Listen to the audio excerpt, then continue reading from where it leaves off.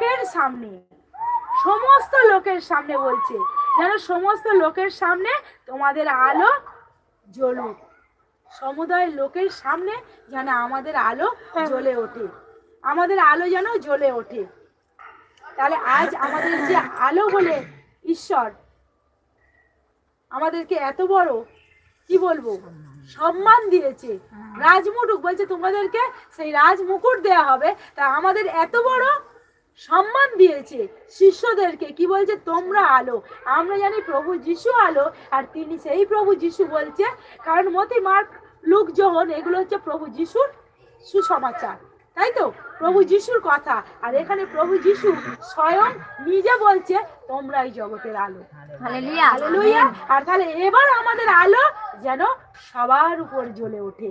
যার সামনে যাব তার জীবনের অন্ধকার সরে যাবে, যার বাড়িতে যাব, যার কাছে যাব, সে হতে পারে অবিশ্বাসী, সে হতে পারে আমাকে ঘৃণা করে, সে হতে পারে আমাকে পছন্দ করে না, কিন্তু আমার আলো তার উপরে জ্বলে উঠবে। আমেন। আমার আলো তার উপরে জ্বলে উঠবে। কারণ প্রভুর বাক্য, তিনি কি বলছে, তোমাকে যদি কেউ এক গালে চড় মারে তুমি আর একটা গাল বাড়িয়ে দাও। তাহলে তিনি কতটা আমাদেরকে নম্র হতে বলেছিলেন। তাহলে আমাদের কিরকম ব্যবহার করতে হবে, আমাদের কিরকম আচার ব্যবহার করতে হবে, সেই আমরা সত্যি যেটা মাটি থেকে ঈশ্বর আমাদেরকে তৈরি করেছিল সেই মাটির মতন আমাদের হতে হবে, নরম কাদার মতন।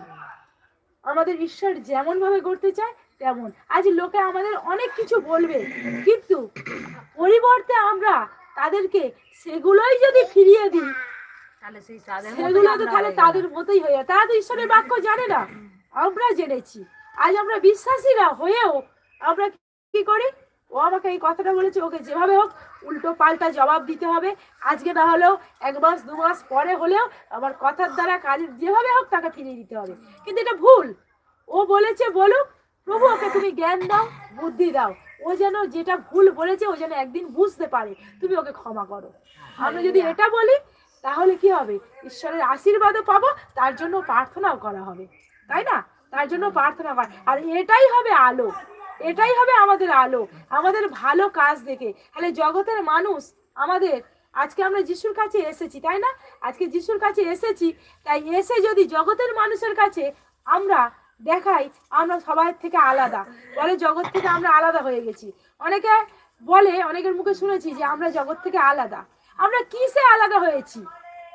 আমরা কি করি, তাদের সাথে মিশতে চাই না, অনেকে তাদের সাথে কথা বলতে চায় না। না, প্রভু যিশু তিনি কি করেছিল, তিনি এসেছিল জগতে যখন তিনি কিন্তু সবাইয়ের সাথে মিশেছিল, যে খারাপ লোক, যে ব্যভিচারিণী, সবাইয়ের সাথে কথা বলেছিল।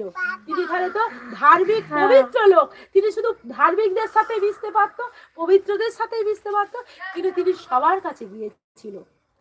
কারণ তিনি যে জগতের আলো, আর তার আলো পেয়ে প্রত্যেকের জীবনে আলো জ্বলে উঠবে, আর সেই জন্যই গিয়েছিল।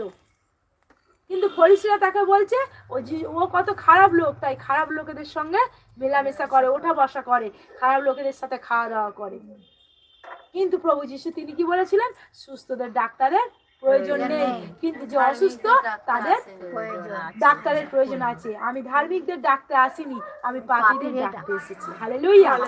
তাহলে আজ তিনি আমাদের ডাকতে এসেছেন, আমাদের, আর প্রত্যেকে যার যার কাছে গেছেন প্রত্যেকে মন পরিবর্তন করেছে। সেই সমরীয় নারী তার কাছে গিয়েছিল, সে ব্যভিচার করতো, খুব খারাপ ছিল, কিন্তু সে আর যিশুর কাছে, যিশু যখন তার কাছে পৌঁছে গেল, আর যিশুর সঙ্গে সাক্ষাৎ হওয়ার পরে সে বদলে গেল। আর সেই ব্যভিচারিণী নারী যাকে ব্যভিচার করতে গিয়ে ধরা পড়েছে, তাকে সবাই পাথর ছুঁড়ে মারবে বলে ঠিক করেছে, যিশুর কাছে এসেছে, সেও পরিবর্তন হয়ে গেল। যে কর আদায়কারী সেও কি করলো, যিশু যখন তার বাড়িতে গেল, আর সেই যখন বলছে যে আমি এতদিন যা করেছি গরিবদের সব দান করে দেব, এতদিন যা আমি কর আদায় করেছি, ঠকিয়ে লোকের ঠকিয়েছি, তাদের দিয়ে দেব, ডবল ফেরত দিয়ে দেব। হালেলুয়া। তাহলে প্রত্যেকে মন পরিবর্তন করলো। তাহলে আজও আমরা সেই আলো। তাহলে আজ যখন আমরা তাদের সাথে মিশবো, তাদের সাথে কথা বলবো, তারাও আমাদের দেখে মন পরিবর্তন করবে, আমাদের আচার ব্যবহার কথাবার্তা। আজকে তারা বুঝবে যে ও এত খারাপ ছিল, আজকে ও এত ঝগড়া করতো, আজকে ও এত কিছু বলতো, কিন্তু আজকে ও এত, ওর মুখ থেকে এত সুন্দর কথা বলছে। নিশ্চয়ই